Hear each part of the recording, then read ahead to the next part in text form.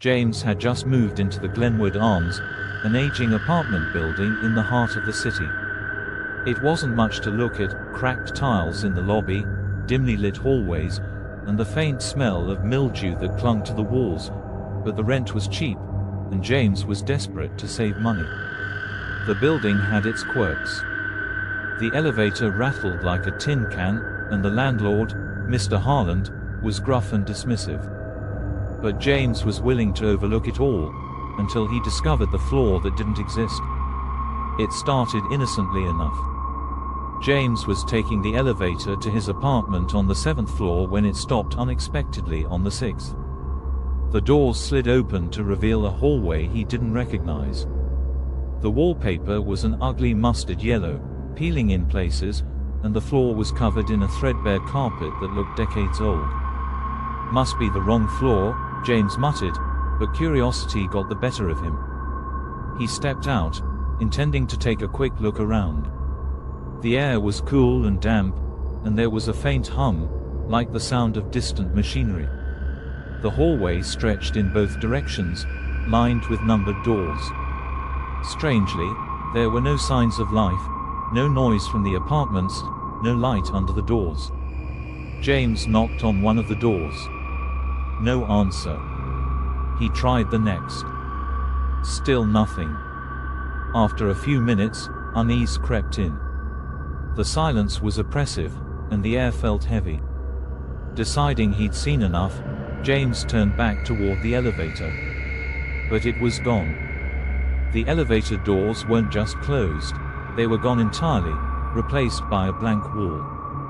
Panic surged in James's chest as he ran his hands over the surface, searching for a seam, a button, anything. "Hello?" he called, his voice echoing down the empty hallway. "Is anyone here?" The only response was the low hum that seemed to grow louder. He turned back to the hallway, his heart racing. It looked different now. The lights were dimmer, flickering weakly, and the doors seemed farther apart. James took a deep breath and started walking. The hum grew louder with each step, and the air grew colder.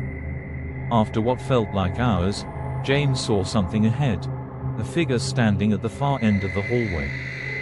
"Hey," he called, relief flooding through him. "I'm stuck. Can you help me?" The figure didn't move.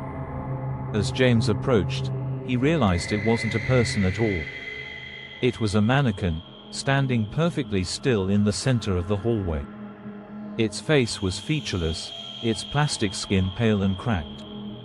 "Great," James muttered, his relief turning to irritation. He tried to step around it, but as he did, the lights flickered and went out completely. For a moment, the hallway was plunged into total darkness. When the lights flickered back on, the mannequin was gone. James's panic reached a fever pitch. He sprinted down the hallway, searching for any way out. Every door he tried was locked, and the hallway seemed to stretch endlessly, warping and twisting as he ran. Finally, he spotted something ahead, a staircase. He bolted for it, his breath coming in ragged gasps.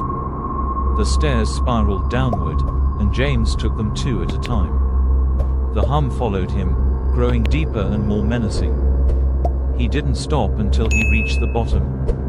He burst through the door at the base of the stairs and found himself back in the building's lobby. The familiar cracked tiles and flickering fluorescent lights had never been so comforting. Breathing heavily, James looked around. Everything seemed normal again. The next day, James went straight to Mr. Harland's office. "Hey," he said, trying to keep his voice steady. "What's on the 6th floor?" Mr. Harland frowned.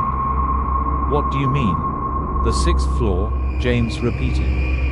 "I got off there last night. Something's wrong with it." Harland stared at him for a long moment before shaking his head. "There is no 6th floor," he said. "The building was built with 7 stories, but we skipped 6. Superstition, you know?" James's blood ran cold. "What are you talking about?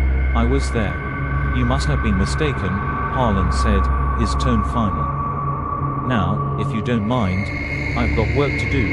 That night, James couldn't sleep. He lay awake, staring at the ceiling, replaying the events of the previous night in his mind.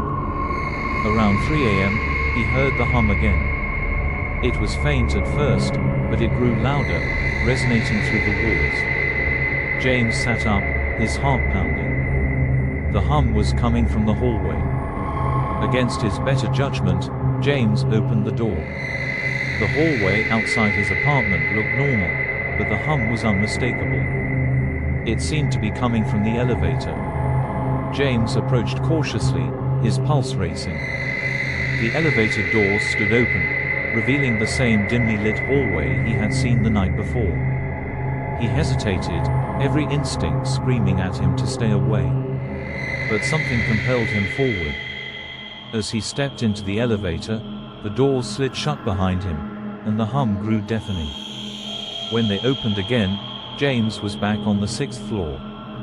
This time, he wasn't alone. The hallway was filled with mannequins, their faceless heads all turned toward him. They stood silently, blocking the path forward.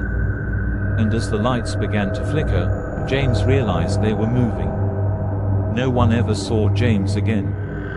Months later, a new tenant moved into the building, complaining about the elevator stopping on a non-existent floor. The landlord dismissed it as a glitch. But every so often, late at night, tenants would hear a faint hum in the walls, and the sound of footsteps echoing down an empty hallway. Esse é o DJ Holanda, tá lançando a nova moda. É o DJ Holanda.